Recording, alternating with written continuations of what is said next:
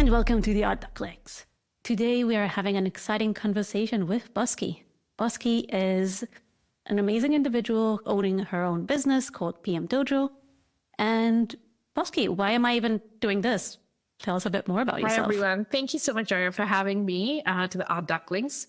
I am Bosky Mukherjee. I am a founder and a mom, and I've had a very interesting, a totally not stereotypical career. I'm in tech and product now for 23 years. I'm not even counting numbers because it makes me feel like a dinosaur at this point in time. I absolutely geek on early stage startups, so pre-product market fit.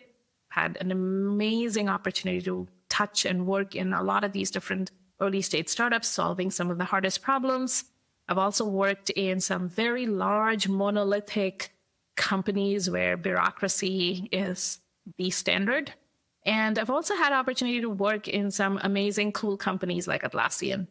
Absolutely, and want to see more people develop the skills, human skills, and the actual skills and experiences to move up and really be happy and find the joy while working in product roles, because we know that it can be very stressful and taxing.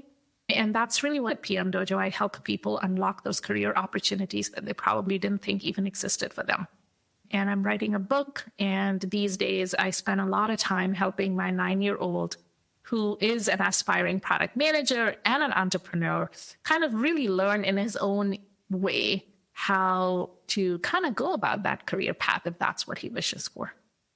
All right. This was amazing. Thank you. I just want to highlight that getting to the point where you're at is, to begin with, amazing. But it's even more amazing when, and we will go into that in just a bit, when we think about the fact that you went through extreme PTSD and a lot of hardship, both physically and mentally. And this is a call out to anyone listening. If you have any concern that you might be going through, not necessarily PTSD, but something to that extent, we will be talking a lot about Bosky's experience, how she got into the situation, how she actually found out that she had the PTSD, and eventually how she leveraged this to become all of these things that she just said, which is honestly humbling that I can have you here. Thank you. Thank you for having me. All right, so let's start. Amazing. And one topic that came up that I really found heartbreaking, but also really to me kind of explained, was the story about how you grew from trauma and the moment that you actually learned. I wonder if you're willing to share a bit more about this. Absolutely. I have always known about stress. I've heard about PTSD. I've heard about trauma. I've read stories, but it was always something that I assumed naively probably going to happen to me. I mean, we all never think it's going to happen, but I think I naively thought I had read enough. I know. And so anytime something does happen, I will know how to spot it. And I'll be able to control, like I'll win over it, right? So I think I have read about it. I am a bookworm. Like, I could read, devour books. Like, I could finish a book easily 400, 600 pages over the weekend. It's become a little bit less, I think, since becoming a mom. It's hard to read. And so the topics did come up numerous times in my adult life. I probably thought I understood it enough, superficially, maybe just from the external side, but I don't think I understood it from the point of actually experiencing it. So I think when we got pregnant, it happened, which we did not expect that that's what's going to happen. We were like, it's going to take its own time because that's what everyone says. But boy, we were wrong. It just happened. Very excited. But in our, I would guess, 15th or 16th week ultrasound, and it turned out to be, instead of a half an hour ultrasound, it turned into like almost a 6-hour ultrasound.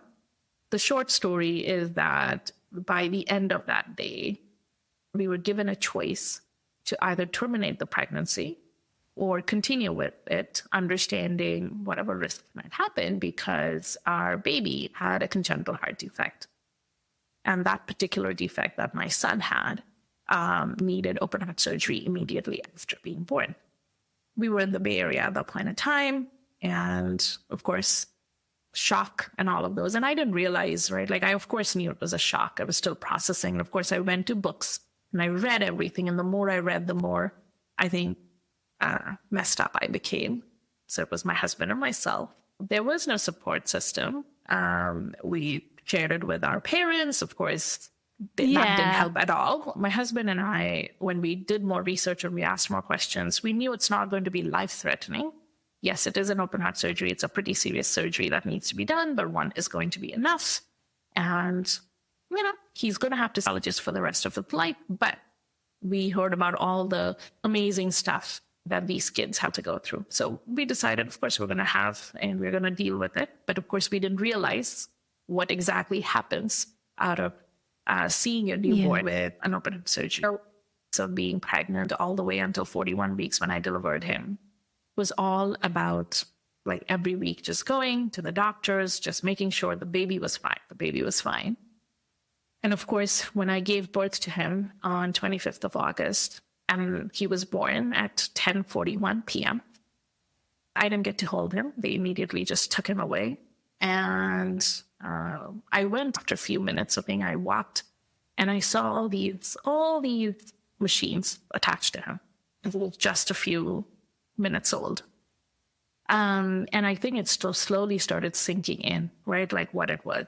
And over the course of, I think, just those 2 weeks where I saw him with an open chest, where they couldn't close the chest after surgery, to dealing with just being in the ICU with, I don't think I was thinking about myself or taking care of myself. And then someone having the audacity to tell me, you are being discharged on my second day. At least think about it, right? Like, thank your stars, you'll at least be able to sleep. A lot of moms who take their babies home don't sleep. And I was like, it's not what you say. My son is fighting for his life. That's not what you say. But I was a mess, but I don't think I was registering what was happening to me. And again, I didn't do anything for myself. I hadn't gone and seen the doctor for almost 5 years after giving birth because I just detested the medical staff. The first surgery got so messed up. I saw my son go into cardiac arrest in my arms. We decided after second surgery here in US to fix the problems from the first that we just needed to run away from the US. And again, I was not thinking about why I was feeling that. I would just end up crying. And I just assumed here that all of this was just because of, I think, what we went through as a family. And the focus was about making sure that my son was doing well and he was able to live. We used to have a nurse come in, and the nurse expected me to write down exact ml of milk that my son had throughout the night. And so I would sleep with a Post-it and pen. Obviously, as a mom, you are not sleeping, but all of that kind of created that sense of anxiety, right? Like, and then you're like, oh my God, your son is not thriving. I had almost become like the zombie machine, just noting down everything, right? His weight, every day his weight, every day how much he drank like throughout the night. I didn't realize what it was doing to me. So what I hear is you've been absolutely absorbed into this task of managing every tiny bit, every moment in time. You were either documenting or measuring or marking it down or thinking about what's the next thing that you're going to mark.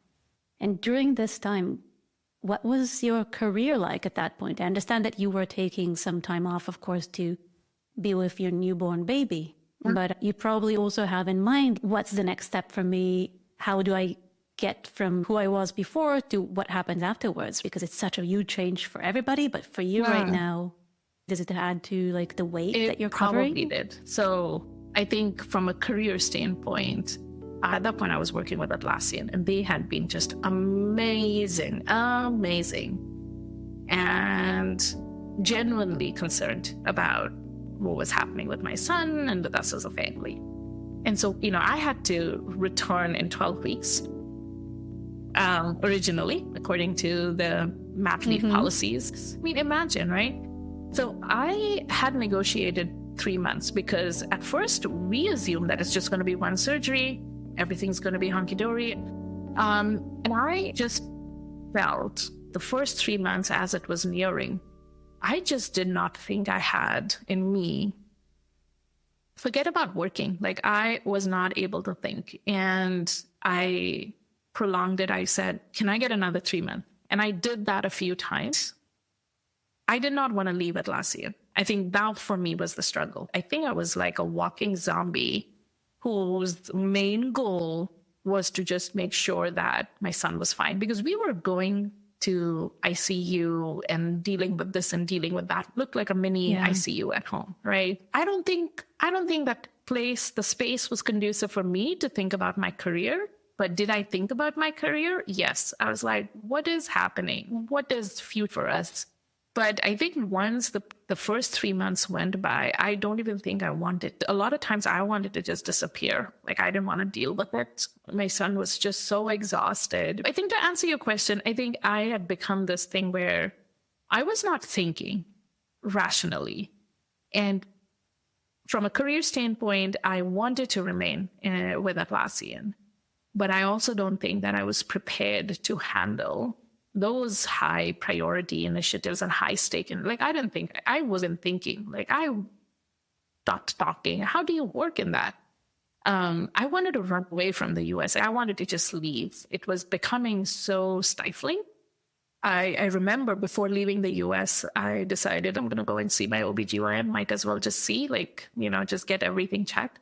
And she asked me to fill a form and rate everything 1 to 10. Like if I decided to kill myself, I'm like, I'm not telling you that. That has crossed my mind. Like people are asking, like, are you suicidal? If I tell you yes, are you going to hospitalize me? Because then I'm like, no. Of course not. I don't know if I feel like. And again, I was like, no, we need to leave. And so we left. And at that point in time, Tanish was doing better, and he had already had 2 surgeries. We went to Canada, back home. And we started getting into the humdrum. I returned back to work. But I think what happened was I treated work as an escape route, because we were still dealing with appointments, and I hadn't fixed or taken care of the stuff that was really happening with me by the time it was 3 years, 4 years. And what I was finding, looking back, was that I would just cry. Like anytime there was anything stimulus, I would start shivering, and I would just start crying. I would go to get coffee from Starbucks, and if someone asked me, how are you doing? I would start crying. I would just look at my son, and I would start crying. I would talk to my husband, and I would start crying. And I stopped functioning. Like by the time it was 2019, January, I stopped functioning. So even though I got promoted and I became this president of the company, one side of me was like, yeah, I've done it, right? Like, I broke the ceiling, like, I've done it. Now I'm going to be supporting more women. And the other part of me just wanted to get that permission. Looking back, I think, if you're not it, step back, get better, do something. And then the other part was like, are you stupid, Bosky? Like, if you step down, you're going to prove everyone that this was a wrong decision and that women cannot manage. I love how you're very much like me in that sense. We're carrying the weight of womanhood on our shoulders. Like we don't matter in this situation. But yeah, and so in 2019, by February, it had gotten so bad. I finally went to my doctor, and I was literally told you have 3 months to live. And when we did my blood work and we did all of that, it was like borderline, like a death sentence. And so, yeah, I got a 2-week medical leave. I mean, you're going to die in 3 months. Might as well spend 2 weeks of that. So I don't think I think that was a catapult to pause and work on myself and get the help. And yeah, and at that point, I came to know that, it was PTSD long-term, just resulting from suppressing a lot of the fear. And the fact that I was crying so much was because I was visualizing my son, who was then 5 years old, still as a 3-week-old baby going into cardiac arrest. Like that is how I would see him, even after 5 years. And so I had it on out, like I was hearing the ICU sounds. I was still smelling those things, and every beep, the microwave, everything would just trigger. And and so I came to know that it was PTSD that had gotten so bad. And eventually it impacted my physical health with all kinds of stuff from my heart rate to blood pressure to making me thoroughly anemic to losing blood volume to everything. It was trauma, PTSD, and essentially, basically, it was a huge wake-up call. So I would like to focus as much as you're willing for 1 second. What were the signs that you had or would have had to recognize this? People hearing you might have this light bulb moment. Put ideas on like how you could recognize this with yourself or with people around you.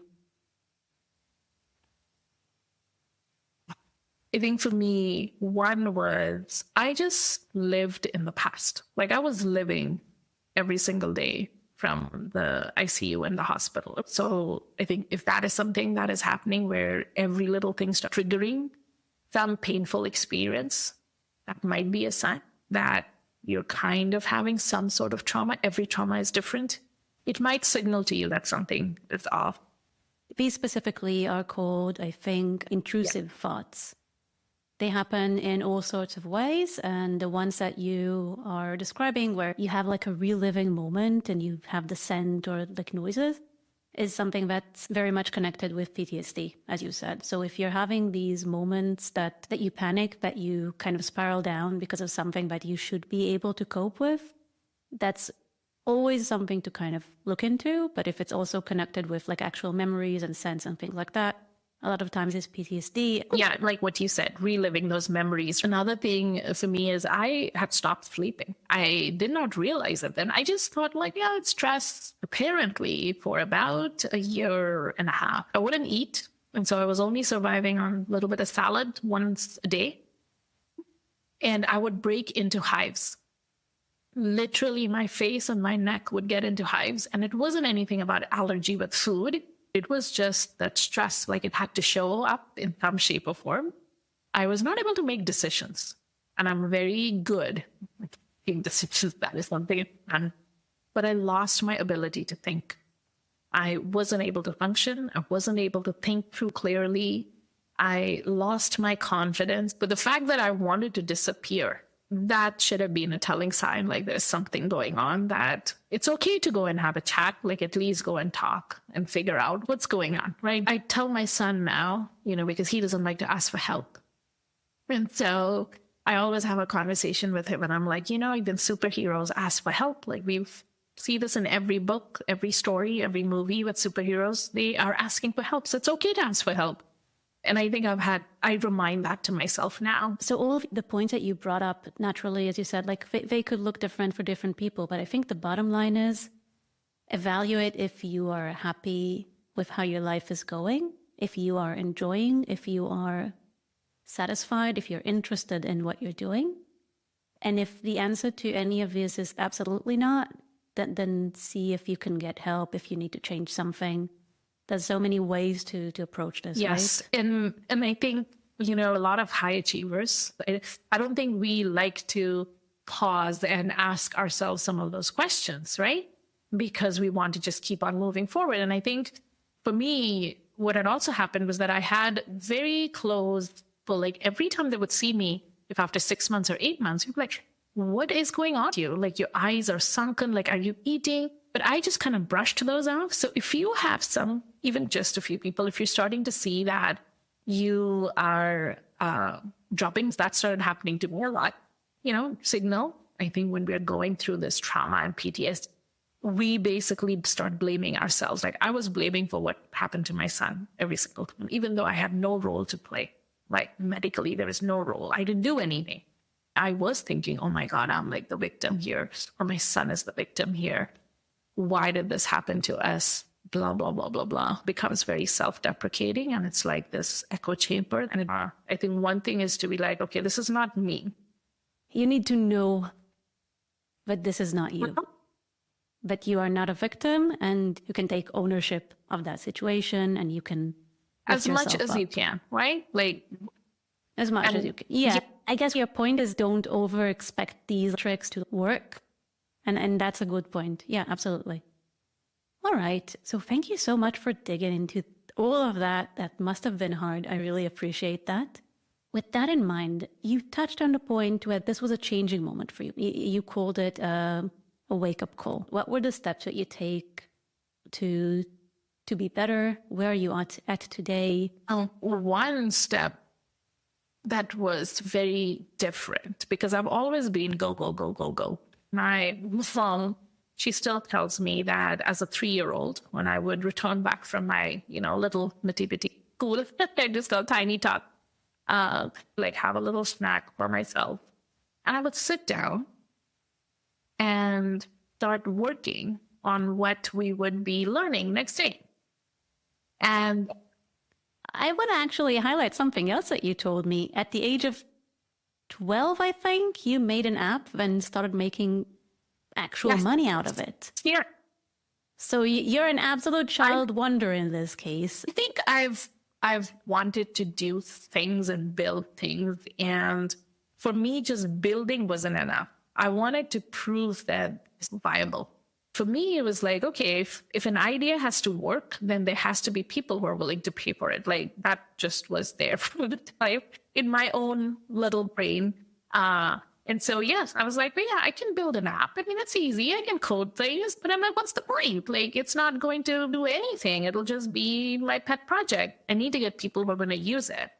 I need someone to pay. So I think that thing became so important. And I think that shepherded, I think, how I thought about building products and companies. But we need to make sure that this is bringing business value, and that commercial skill was very important. But anyhow, I think your question, remind me what your question was. Sorry.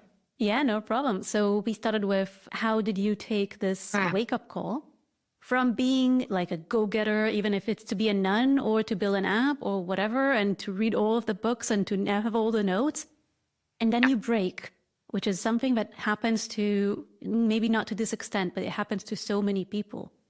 And you did the Phoenix thing, right? You came out from the ashes. That's me being exaggerated. What was your Phoenix moment? What were you doing? I think one is, of course, I had to get out of that dark space. So I signed up for sound therapy, like sound healing, because I love that high vibration sound. And it was just very comforting. And then, of course, I actually got help, worked with an EMDR specialist. And that was a game changer, because none of the other modalities worked for me. Like just talking about my feelings was not something that worked for me. It may work for others, but it was not helping me. So I tried a lot of stuff. And then eventually it was EMDR that helped me. And I did that, completed that, got me out. It was super painful. Essentially, what I understood was that it has a little bit of a science behind it. And it is one of the modalities that is used in extreme PTSD cases, especially with a lot of folks who return back from war. And what it does is that it taps into your memory and releases some of those stored traumatic experiences and memories. My therapist, who was an EMDR practitioner, she would tap and she would ask me questions, and I had to kind of talk and relive. So I was almost reliving that experience. And somehow it basically kind of releases that memory from your brain and rewires your brain to form new memories. It's connecting the past to the present. Something like that, right? And again, I think there are different ways, because after moving to the Bay Area, I've been searching for an EMDR's therapist, and I think everyone's doing it differently. But I do know that that was one thing that helped. The second thing that helped was actually getting that right help. And it was about having a chat with my doctor. I mean, she said, I think that you should also kind of take a look at what therapies are available. And she made those referrals, and I had a whole bunch of conversation. I think the third thing that helped me was I started asking some of those hard questions to myself. And I was like, okay, what do I want to work-wise, right? Because I thrive when I'm exercising my brain. One path could be I'm volunteering. Like I love to be connected with the product community, the design community. I love to be involved with the startup community. I was already doing a lot of those. I'm like, I can continue to do that. So that is one. Second option was I couldn't find another job. The third thing was like, think totally something different. But what is that thing, right? And so I had a chat with my husband, and he said, take as much time as you want. And so my husband, no, we'll be fine. Like, take your time, but make sure that you time box whatever this is just like what you do at work. And so time boxing was a strategy that I've used throughout at work, because otherwise you just go into this rabbit hole and nothing comes out of it. And I was like, time boxing. Thank you for reminding me. I was like, okay, I'm going to give myself 3 months. At the end of these 3 months, I need to basically be able to get my hypotheses validated or invalidated. And I need to be able to come up with some data points that's going to help me figure out what's next. And I also kind of came to the conclusion at that point in time that I needed to feel financially independent. And so I basically said, volunteering might be something that is still part of my pie, but it's not going to be 100%. So that was not an option. Yeah. I wanted to be sense. financially independent. Like I wanted to be able to if I wanted to go and get a facial done, I didn't have to ask my husband. Not that he would ever refuse, but I love it. Your go-to is like pampering yourself. that is my That's thing. great. Like pampering. And I had stopped doing the pampering during those 5-6 years. Totally. I would not do any of That's a sign. Stop doing something that gives you and you've been doing up. like any of these little things is something that I always resorted to. So yeah, I think so. Volunteering 100% was out, and now it was a choice between returning back to the corporate or figuring out totally something different. And that was an exercise that was super important for me to do. Was it easy? No, but it was just constantly asking myself, what do I like to do? What have I enjoyed over the last 16, 18 years?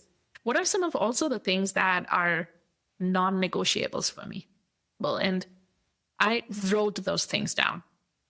For me, at first, I started just thinking about it, but I don't think it was as powerful as actually writing it down, because once I wrote it down, like I also believed, I've always wanted to do something that actually solves some real problem. I've always believed in supporting women and minorities. And I was like, I want to do this. I can do this in a much better, stronger way. And I also knew that a lot of people who wanted to either transition into product or design or wanted to advance their career, they would end up going and doing courses and certifications, wouldn't really help them in any shape or form, because that's not what hiring managers look for. None of these courses or certifications or boot camps taught human skills and hard skills together. And I was like, that's what I want to do. Is that the initiation of the PM Dojo? That. Yeah. So to our listeners, it's definitely going to be linked, but I just want to say, ever since I started following Bosky on LinkedIn, it's been amazing. She posts her own insights that are really interesting from her experience in PM Dojo. So absolutely, if she'd allow it, I absolutely recommend it. Yeah, that's what started PM Dojo. And I found my path and I was like, yeah, but I had 3 months, which is what I promised. I need to test it out from desirability, from viability, and from feasibility. And so I went full, What was your success definition here? Number one was how many people have been able to achieve their career goal. When I first started PM Dojo in 2019, we had the success rate as 80%. Now it has been consistent at 95%, which is amazing. We've had folks who... I was actually expecting it to go a bit lower. But we're very particular because we know that the way PM Dojo teaches things and trains things and coaches, this type of learning doesn't suit everyone. So we're also very particular about it. But then PM Dojo only had accelerator program back in the day. Now we also have coaching. I also work with companies to train their product teams, designers and PMs. So we have like different arms that have grown over the last 4 or 5 years. But yes, 95% for me, that is the success rate. It's not just about that next promotion. It's not just about your first PM job. Like we've had someone who's in the grocery store. She's now a product manager at a company. We've had someone who did policy work, made a transition into product management in like a matter of weeks. And it's not about hacks. It's actually genuinely about doing things differently. So thank you so much for this. I really adore the journey that you went through from finding out all of a sudden that you actually have PTSD, that you've reached a point that you physically are sick because you mentally didn't care for yourself, which is something that many of us do to ourselves. Maybe, again, the extent is different. But yeah, but there's so much to learn from this. And I really adore all of your initiatives and everything you do now. So before we say goodbye and before we move on, what sort of hacks, tips, tricks would you be happy to leave with our listeners? I think one that I would share that has helped me, and I think I see that help others a lot, is writing down your non-negotiables. It might be even simple thing as like, I am not okay if someone every day stops me from sharing my ideas.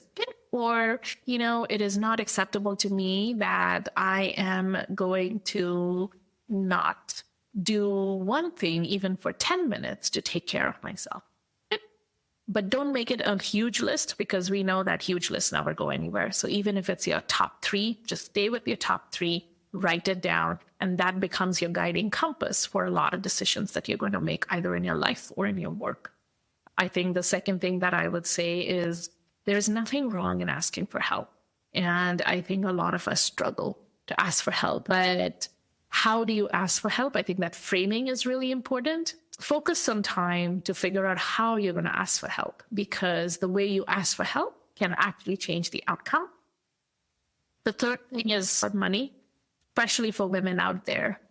Get comfortable talking about money. Enough times when I'm sitting down interviewing candidates, I can see it that the women have done the research and they know all of that. But when they're talking about what they expect or what they want, you can see there's shame, there is all of this. So if you have to go and talk in front of the mirror, if you want to go and record yourself, do whatever you have to, but start getting comfortable just talking about it so that it feels natural, so that when there is a rebuttal or when there is a conversation, you can talk about it and there is no shame. When we're talk about money, we're basically saying, come prepared to stand for yourself, right? Money is a very specific point. But what is the tip that you would give neurodivergent people or people that communication doesn't come easily for them to up their game, basically? Yeah. Communication doesn't. I have to do a lot of work. I communicating too. But yeah, there are different ways to communicate. I'm actually coaching someone, and this particular individual has ADHD and is also on the spectrum. She went on to have a conversation, and she found this particular founder really appreciates what this founder is trying to do, and so agreed to do the work, but agreed to do the work for free. So I said, why? He's like, it's like this founder is just so new, like they haven't made money and this and that. And I'm like, so are you them just like an hour or so a week or what? She's like, no, actually, I'm actually joining full time. I'm like, why? And I'm like, well, I don't want to mess up the ship. And she's like, I just didn't feel comfortable talking about it, like at that point in time, face to face. And I'm like, okay, but you know that there is another option available to you. Awesome. Can I think about it and get back? That you have control. You don't yes or no right there. And then you could have figured out your game plan, and you can have that game plan sorted out. A lot of times in the situation, they're not comfortable talking about it.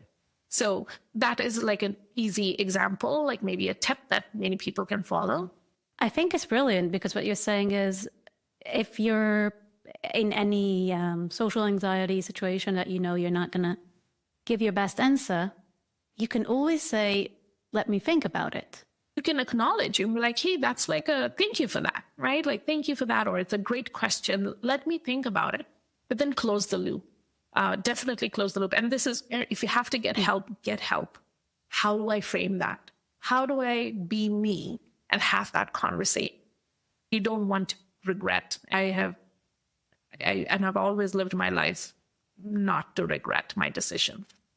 Most decisions are reversible. I think one thing that you kind of touched on is care for yourself, because you are the first and last person that will. It doesn't mean nobody else will, but you need to be making sure you're getting the best deal because you deserve it, and letting go of deals that don't give you what you want. I've been in situations where especially when I was a new designer, everybody's, come and you can design our app and you'll do it for free and we'll give you candy. And I was really happy to jump on that boat because everything is an opportunity. I need to jump on every opportunity. But that's disrespectful towards myself and the fact that I need to pay bills and do my skincare or what the not that's fun for me. And Then, at some point I started negotiating, and some of these deals fall, and that's okay. I think it took a bit for me to realize that's absolutely okay, because that means I would not be happy with this interaction.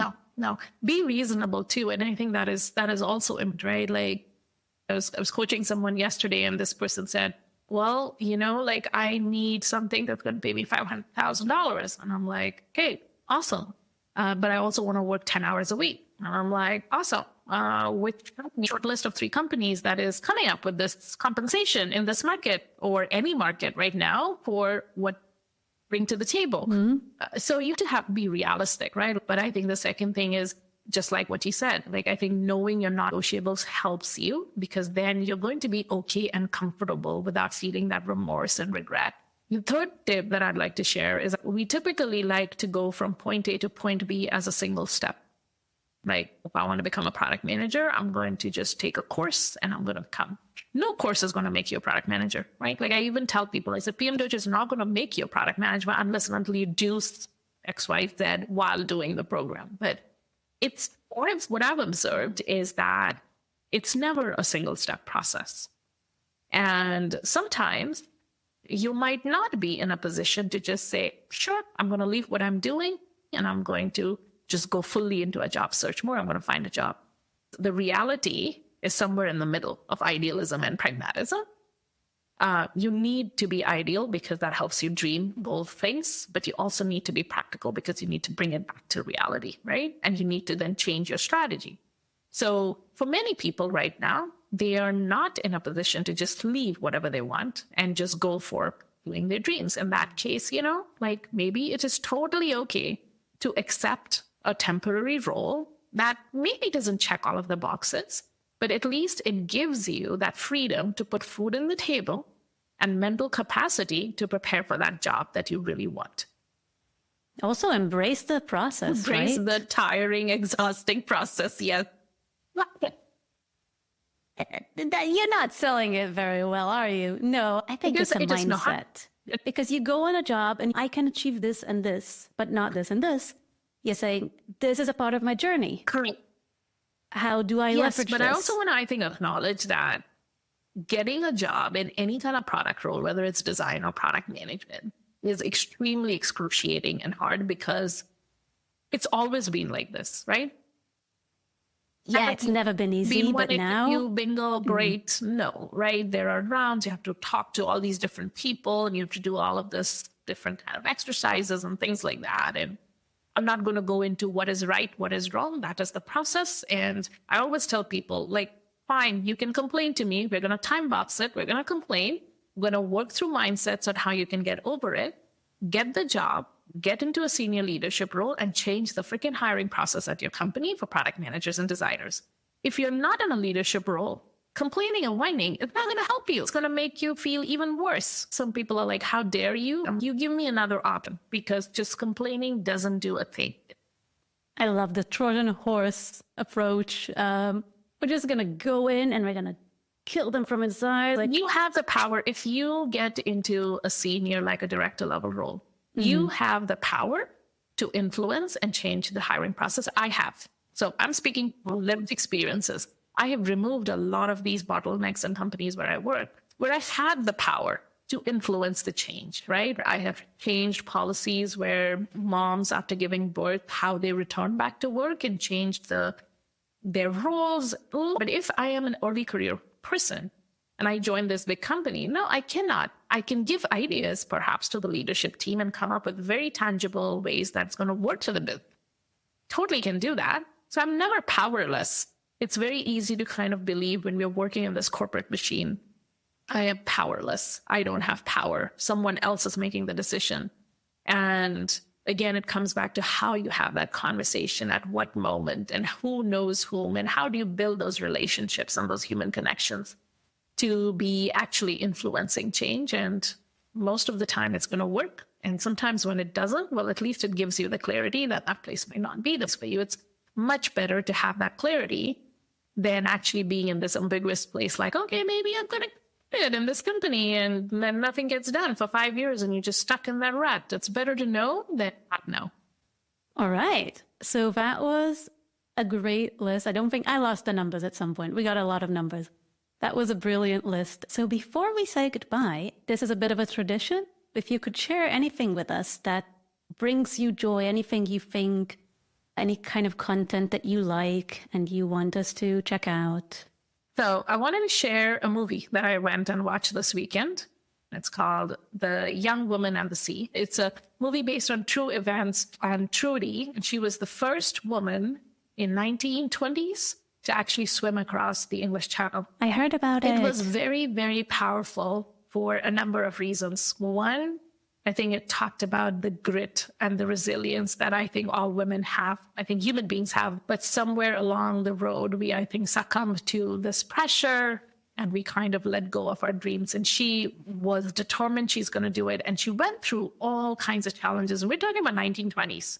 I also loved the strong role the mother played there. She spoke very little, but there were little things that she did to rebel against the lack of right or the no rights that women had at that point in time. It also kind of highlighted in a very subtle moment about how you cannot just trust people blindly, knowing who are your champions and knowing your tribe and who are going to amp you up and hype you up, but also at the same time show you that reality, because I think we need that in order to really achieve our dreams. Yeah.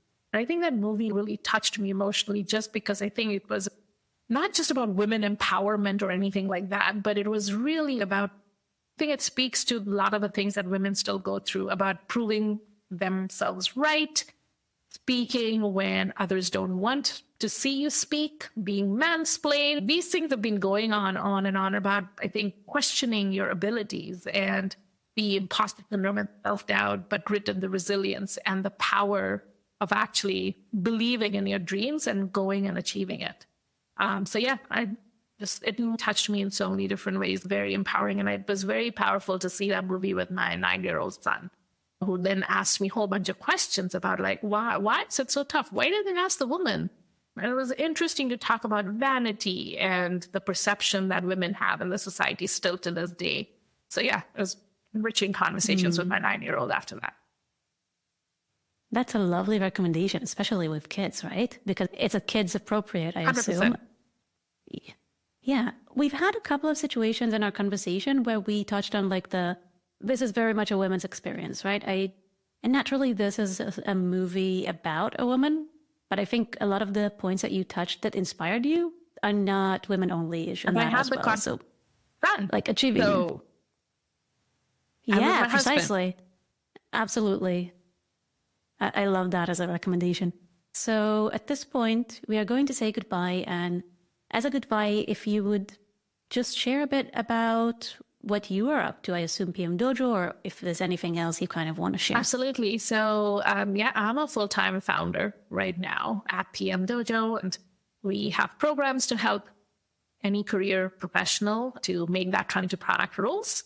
Depending on, again, how this field is evolving right now, it's massively evolving every day, every few months. And so really kind of helping you transition. But then we also actually have coaching programs, like very, very personalized one-on-one coaching programs to help you advance in your role in product. So that's something that I'm doing. I also work with companies to train their product teams. And that's something that I'm really excited about because, again, we can make that change and impact at a much larger scale. I'm also really looking forward to actually speaking more in companies and events and conferences. That is something that has been my personal challenge this year, to be going out there and speaking more. So that's something that I'm doing and look forward to hopefully publishing my first book this year. So I'm going to make... We'll definitely share that when that happens. And if you want to come back, we'll be doing that.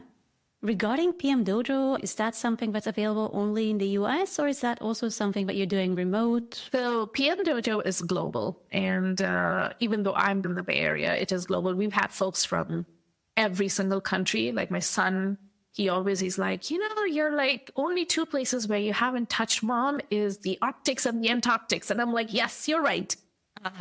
I wish we could have a program. Well, life goals, but not many people there. Not many people. So no, it is global. I think something that I very firmly believe is that a lot of times having access has been subjected to being in specific tech hubs in the world. And that is a privilege, and it is not available to so many people. And that was something that I wanted to break, and I wanted to solve for. And so, no, PM Dojo is available everywhere. We've had folks from all over, from whole parts of Europe to Asia to Africa. Of course, US is a big chunk as well. But yeah, it's globally, except for the Arctics, right? That's amazing. All right. So thank you so much. And thank you for listeners for being with us, and have a great day. Stay odd.